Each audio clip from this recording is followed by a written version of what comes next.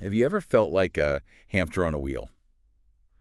You know, that relentless churning through life, putting in all this effort, but somehow just going nowhere. Yeah, totally. Like you're stuck. Exactly. Mhm. Stuck in this endless loop of like internal chatter.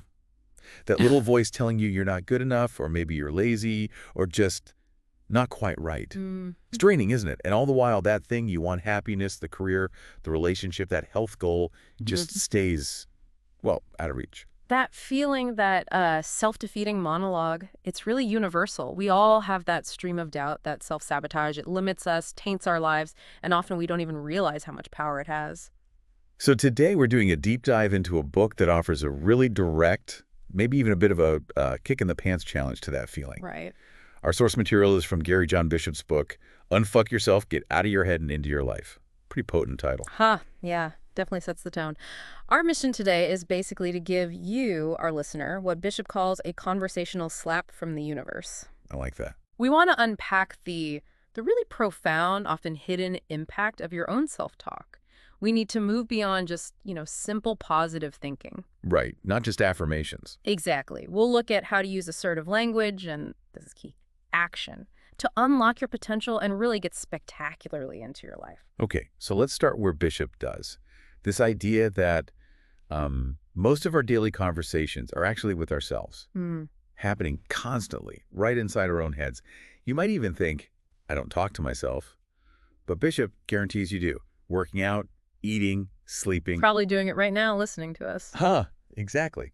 How pervasive is this internal chatter, even when we're, like, not fully tuned into it? Oh, it's incredibly pervasive. Bishop kind of says we're all in this freak show together. But what's really fascinating is the connection, which philosophers have known for ages, between language itself and how we feel, how we build our reality. You mean like Wittgenstein? Yeah, Wittgenstein, Heidegger, they Mm. saw how huge language is. Wittgenstein even said something like, the harmony between thought and reality can be found in the grammar of the language. Wow. So our self-talk isn't just noise. Not at all. It's actively constructing our world. It's the interface, Yeah, between inside and outside. that makes a ton of sense. Yeah. If our thoughts become reality through language, Yeah. the implications are massive. So what do studies show about the power of this self-talk? Well, the science is pretty clear. Studies consistently show positive self-talk can, dramatically improve your mood, boost confidence, increase productivity. Professor Hertz's research, for example, pointed to it as key for a happy, successful life. Okay, that's the positive side. Right. But the flip side is just as powerful, maybe even more sneaky. Negative self-talk, how does that really, well, mess us up, to use Bishop's language? Exactly. It doesn't just put you in a bad mood. It can leave you feeling genuinely helpless. It has this way of making small problems seem enormous. Right, blowing things out of proportion. Totally. Yeah. And it can even create problems where, honestly, none existed before. That internal narrative, when it's critical or self-sabotaging, it can really box you in, limit you in ways you might not even see. And it's so important to clarify, Bishop isn't talking about forced positive thinking, is he? Like telling yourself you're a tiger when you clearly feel more like a, I don't know, a slightly damp kitten. Exactly. He finds that whole approach a bit much, like being force-fed, maple syrup liberally sprinkled with bits of last year's candy canes. That's his quote. Okay, yeah, vivid. This deep dive is about something more authentic, a real leg up that feels genuine and actually gets you moving. That authenticity feels key. It links back to people like Albert Ellis, right, in psychology. Absolutely. Ellis did foundational work showing how we think and talk about experiences fundamentally shifts how we feel about them. He put it simply, control your thoughts, control your feelings. Our thoughts and emotions are, like he said, bedfellows. And Ellis also pointed out how irrational we can be. How often do you catch yourself thinking, oh, I'm so stupid, or, my life is over, about something minor? All the time. Even subtle stuff like, oh, this is so hard, what if I don't finish? That can just spiral into anxiety. Which leads to the question, why do we get so stuck on certain things? Bishop argues it nearly always comes down to a negative internal chat we're having about it. A self-talk blockage. Exactly. Your stuckness is often a direct result of that blockage. And the language we use, it doesn't just affect the moment. It seeps into our subconscious, shapes how we see things long term, how we behave. So if your inner monologue is always like, life's unfair, Mhm. you'll start acting like it's true. Seeing slights everywhere, maybe not trying as hard. And boom, it becomes your self-fulfilling reality. But flip that someone who genuinely believes success is, just around the corner, they'll be energized, they'll put in the effort. This isn't a new idea, is it? It sounds a bit like Stoic philosophy. Very much so. Marcus Aurelius, the Roman emperor, famously said things like, reject your sense of injury and the injury itself disappears. His whole point was that outside events don't have power over us. We create our reality with our minds, how we interpret things. That's a huge challenge to really consider. Is my life the way it is because of circumstances, or is it the weight of my own self-talk pulling me down? Bishop insists, if you keep looking outside yourself for the fix, you'll just keep getting the same result. Feeling powerless, no joy. The answer, he says, isn't out there. It's inside you. It's inside you. You are the answer. People wait for the cavalry, he says, but they never realize they are the cavalry. Your life is basically waiting for you to finally show up. And this isn't just philosophy. There's science here, too. Neuroplasticity. Exactly. Scientists have confirmed neuroplasticity, this incredible finding that our thoughts can physically change our brain structure, literally rearrange neural pathways. So we can consciously direct our thoughts and actually reshape our brains. That's the power we have. Wow. So it's not just thinking happy thoughts. It's about actively rewiring. Bishop pushes us to shift our self-talk from just a, running commentary. A streaming narrative, he calls it, where you just talk about stuff. Right. To being assertive, cutting through the noise, and claiming your power right now. And one of the first traps, he points out, is talking about what we are going to do or who we will be. Think about New Year's resolutions. Oh yeah, they fail all the time. And often it's because of that going to language. It pushes action off into some imaginary future. I totally see that now. There's a huge difference, you can feel it, between saying, I am relentless versus I will be relentless. Massive difference. Assertive self-talk stakes a claim for this moment, using phrases like I am, I embrace, I accept, I assert. They're powerful, commanding. They have an immediate impact, physiologically and psychologically. Okay, so if we're ready to try this, what do we start? Bishop introduces the foundation for real change. The assertion, I am willing, he says, is stop blaming luck, other people, outside stuff for your situation. And this is critical, right? If you're not willing to act to change things, then you've effectively chosen your current life. No buts. No buts. They're just excuses, excess baggage. Willingness isn't weak or passive. It's bold, engaged. An innate freedom, he calls it, that courses through your veins. Seneca knew it too. Fate leads the willing and drags along the reluctant. Life doesn't wait. So the challenge is to ask yourself honestly, am I willing? Am I willing to hit the gym today? To tackle that project? To face that fear? Exactly. And that question, he says, demands an answer. It's powerful. We often label ourselves lazy or procrastinators, but maybe we're just unwilling to do the thing. Okay, but what if the honest answer is no, I am unwilling? That's where it gets really interesting. Bishop argues declaring unwillingness can be just as potent. Am I willing to live with this unhealthy body? No, I am unwilling. So it's not giving up. Not at all. It ignites resolve. It draws a line in the sand. You're saying, I will no longer tolerate this. That connects to purpose then. Realizing you willingly let yourself get into a situation can be the spark for change. Separating the task from all the past drama. Precisely. And Epictetus, another Stoic, had wisdom here. Don't grieve for what you don't have. Rejoice in what you do. That's a powerful reframe.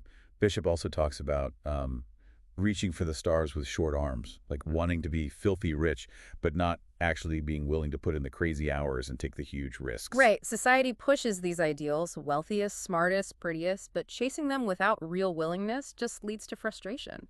If you're truly unwilling to do what it takes for X, Bishop suggests letting go of yearning for X. That frees up energy to love the life you actually have. Exactly. So practically, when you face a big task, break it down. Am I willing to stand up? Am I willing to open my email? Focus on the small acts of willingness. The real prize isn't just doing the task, it's the life that opens up after you face the challenge. A life where you're more alive, more expressed. Okay, let's move to the next idea, which is, well, it's pretty provocative. Yeah. Bishop says, you are winning at the life you have. That one can sting a bit. Yeah, it sounds almost like blaming the victim, doesn't it? How are we supposed to take that without feeling attacked? It's really not about blame. It's about radical self-awareness. Bishop's point is our brain is wired to win, right? It constantly pushes us toward goals, even unconscious ones. Unconscious goals, like what? Like maybe you subconsciously identify with a certain income level or fitness level. Your brain Keeps you there, keeps proving your hidden beliefs right. So that failed relationship, maybe it was actually a win for a subconscious belief like nobody will ever really love me. Wow. Okay, so it's less about blame, more about uncovering those hidden programs. I remember realizing I kept winning at being overwhelmed because deep down I thought I couldn't handle success. That idea really shifted things. So how do we turn this mirror on ourselves, find out what we're winning at? He says, look at your problem areas: procrastination, career, diet, whatever. Ask, what am I winning at here? If you always put things off, are you winning at proving you're a procrastinator? Maybe even in your head, a loser. Oof. And to succeed differently, you'd have to prove those old negative beliefs wrong. That can feel really destabilizing, ground shaking, he calls it. Marcus Aurelius again. The happiness of your life depends upon the quality of your thoughts. It's about changing those subconscious wins. So the way forward is a game plan. Break goals down, set milestones. Yep. Be relentless. And really become aware of those underlying thought patterns that might be running the old game. Okay, let's talk about when things go wrong, because they do, right? Bishop acknowledges everyone has their problems and life isn't always perfect. We've all had those times. Big stuff, small stuff. Definitely. Losing a job or just breaking your favorite mug. It happens. And the thing is, these negative things rarely stay put, do they? They spread out, like he says, like a toxic chemical. Yeah. Money trouble suddenly ruins dinner, makes you angry in traffic. It creates this morass of confusion, making you think life's too hard or I'll never get through this. But Bishop insists these feelings are perceptions, not reality. We need to shift our view. Which brings us to the next assertion, I got this. He brings up Socrates, who apparently observed that if everyone threw their problems in a pile and had to take an equal share, most people would probably just grab their own back and leave. Huh. That puts things in perspective. It doesn't fix the car or pay the bills. No, but it helps starve that creeping specter of negativity. He suggests an exercise. Picture your life like a railroad track. Look back at all the challenges you've already overcome. Look forward at the potential. Okay, I could see that. It helps you see current problems as just another bump in the road, another thing in a whole sea of things you've handled. It encourages tackling things one by one, with focus, patience, discipline, zooming out for that cognitive restructuring. Like David Byrne said, we often create misery by telling ourselves things that just aren't true. Exactly. So putting things in perspective leads to that feeling, that assertion, I got this. It doesn't mean you have all the answers right now. Right, it means you've got your hands on the wheel. Yeah, you know you've got more left in the tank. You live for this stuff. You'll figure it out. You always have. You had it then, you got it now. All right, let's talk about something else Bishop calls an addiction. Our craving for prediction, always trying to figure out what's next. Yeah, that constant need to know. Our old survival brain, averse to risk, which helped us way back when, isn't always helpful now. So Bishop flips this into the paradigm of potential. He says, uncertainty is where new happens. Exactly. It's the pathway to opportunity, the only place growth can really occur. Tacitus knew it. The desire for safety stands against every great and noble enterprise. Sticking only to comfort zones. That's living in the past, according to Bishop. But what about successful people? Didn't they have it figured out? Bishop argues, probably not. They likely doubted themselves daily. But the key is, they didn't let uncertainty stop them. They did it anyway. He also warns that achieving goals can lead to a new kind of comfort, settling for certainty, which actually kills ambition. And the big irony, certainty is an illusion. Right. It doesn't exist, Socrates. All I know is that I know nothing. Embracing that not knowing actually leads to wisdom, openness, whole new levels of success. So the shift in thinking is to say, I embrace the uncertainty. Yeah. Meet it head on, cherish it even. Start small, take a different route to work, talk to a stranger. These aren't random acts. They build the muscle to be with the uncertain. And embracing uncertainty can actually reduce stress. Massively. When you stop desperately trying to predict and control everything, a lot of worry just dissolves. You realize most anxiety comes from trying to force the future into your imagined plan and then resisting reality when it inevitably deviates. Okay, now for maybe the most controversial bit. Bishop says the classic advice, change your thoughts, change your life, is, well, he uses stronger language, a complete pile of bullshit. Huh. Yeah, he doesn't mince words. His example is perfect. You want to work, but your thoughts keep drifting to lunch. The thought is there, but the action isn't happening. This really gets to his core message. He declares, you are not your thoughts. You are what you do, your actions. Theodore Roosevelt said, "Great actions speak to all mankind. Great performers act regardless of how they feel inside. Inspiration, motivation, they're fickle friends," Bishop says. You can't wait for them. So how does doing change our thinking? Aristotle said, we become just by performing just actions. Bishop explains that actions literally shift your thoughts to match your new reality. It makes intuitive action possible, quiets the chatter. Like an athlete in the zone, their thoughts just disappear into the action itself. So thoughts can become reality, but only actions make them your life. Our minds distort things, create this gap between perception and reality. And the solution: act in your best interest, independently of those negative or distracting thoughts, even when they're screaming at you. His advice is blunt. Inaction breeds doubt and fear. Action breeds confidence and courage. So basically, fuck how you feel, ACT. Right now, not later. Now. He points to people like Gandhi, Rosa Parks, Steve Jobs. They weren't immune to doubts and fears. They were racked by the same kind of shit you are. But they acted anyway. They just moved, which leads to that powerful assertion, I am not my thoughts, I am what I do. Okay, let's link this to success. Bishop notes our biggest successes often come from discomfort, uncertainty, and risk. Teddy Roosevelt again. Nothing worth having, unless it means effort, pain, difficulty. Yeah, and achieving something meaningful usually means going against the current, against others' opinions, obstacles, even our own negative self-talk. When you feel lost or you stumble, when hope seems gone. That's when relentlessness kicks in. Exactly. Relentlessness is the fuel that drives you through. It challenges the idea that the world stops you. Bishop says the only thing that stops you is when you buy into the notion that you are stopped. Like Aristotle said, you can entertain a thought without accepting it. The Wright brothers didn't accept that flight was impossible. Right. They didn't buy into that limitation. Bishop isn't big on slogans like, you deserve it. Sometimes, he says, you just have to grind it out, stake your claim, and hustle. Vince Lombardi, we would accomplish more things if we did not think of them as impossible. And the truth is, we never really know what's truly impossible. We never really have all the facts. An opinion only becomes your reality when you accept it and stop acting. He uses Arnold Schwarzenegger as a great example. From poor Austrian kid to governor. How? Relentlessness, one step at a time, working each muscle group to exhaustion, day after day. That's the model. So relentlessness isn't just charging in wildly. No, it's focused, determined action, like using a hammer and chisel on obstacles. Getting discouraged, that's fine, happens to everyone. What's not okay is to stop. Exactly. Relentlessness has one direction, and that's forward. The only way out is forward. And his final declaration on this: relentless is you.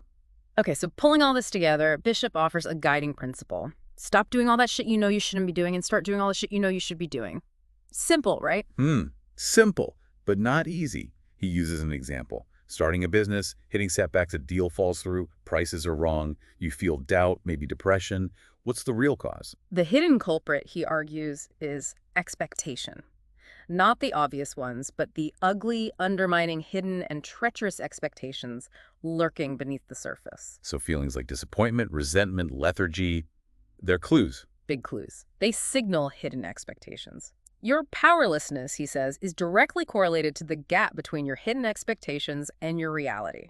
The problem isn't just the gap, it's expectation itself. All the upsets in your life, probably linked to thousands of unspoken expectations. They block your real life, steal your power. So he suggests an exercise. Write down how things were supposed to be versus how they actually are, to uncover those expectations. Yeah, and then realize that feeling bad about the gap, it makes no positive difference whatsoever. It makes things worse. Your problems don't derail you, your hidden expectations do. So the message is, C-do-T-I-T out T. Let go of those expectations now. Exactly. It's more powerful to accept life's unpredictability. Remember Heraclitus. No man ever steps in the same river twice. Being free from expectations means you can be in a dance with life. You execute the plan, deal with what happens, good or bad, without that extra layer of unmet expectation causing pain. Which brings us to the final assertion. Yeah. I expect nothing and accept everything. And he's quick to clarify this isn't weak submission, it's the stance of a masterful celebrant of success. Expect nothing means being present in the moment. Right, and accept everything doesn't mean you like or condone bad things. It means owning the reality of the situation, being in charge of your response to it. He suggests a reframe. This is appropriate. Growing pains in a new job, that's appropriate. Partner having a bad day, Yeah. also appropriate given human complexity. It dissolves the expectation of perfection. Mm-hmm. And ask for what you want directly. Give freely without expecting something back. Avoids unspoken debt and resentment. Problems, barriers, disappointments, they're part of the deal. Your job isn't to avoid them, but to not get caught up in that crap. Keep reaching for your best self. Okay, so we've covered the 7 assertions. I am willing, I am wired to win, I got this, I embrace the uncertainty, I am not my thoughts, I am what I do, I am relentless, and I expect nothing and accept everything. Wow, the big takeaway seems clear. Yeah. To improve your internal world, you got to start by taking action in the external world. Get out of your head, get into your life. Which tackles that problem of personal development droneness, right? Knowing everything but doing nothing. Exactly. Bishop says, you're waiting on a feeling, but there is no perfect mood. And yeah, actually doing this stuff might feel harder at first. You're pushing boundaries, but future you will regret not trying way more than they'll regret the temporary discomfort. So he gives 2 super direct steps to freedom. Step 1, stop doing what you're currently doing. Seriously, stop. Binge watching Netflix instead of working, eating junk. Just stop. No excuses. Yep. He really calls you out. You don't want to change. If you did, you'd be doing it. Choose Netflix or career, donuts or feeling good in your body. Ouch. Then, step 2.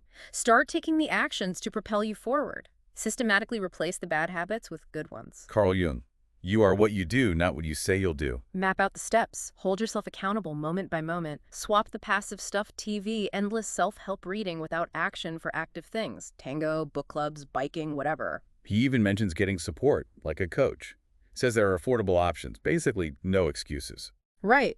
To truly get out of your head, he quotes Napoleon, take time to deliberate, but when the time for action comes, stop thinking and go in. And the bottom line, nothing that I've shown you will make a single difference in your life unless you act on it. You have to make the difference. No more excuses. I'll do it later. Nope, do it now. I'm not smart enough. Cut it out. Stop honoring that thought and act.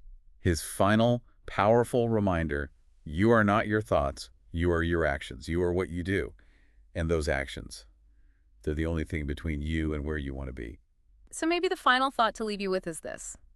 The real challenge isn't figuring out what to do. We usually know. It's overcoming that deep resistance to doing it. So ask yourself, what win, what familiar comfort zone or limiting belief are you subconsciously protecting right now, even though it holds you back? And consider that embracing the discomfort, the real profound discomfort of changing that specific win, that's your ultimate doorway. That's how you get to live your most expressed, most alive self. Your life is really just waiting for you to finally show up.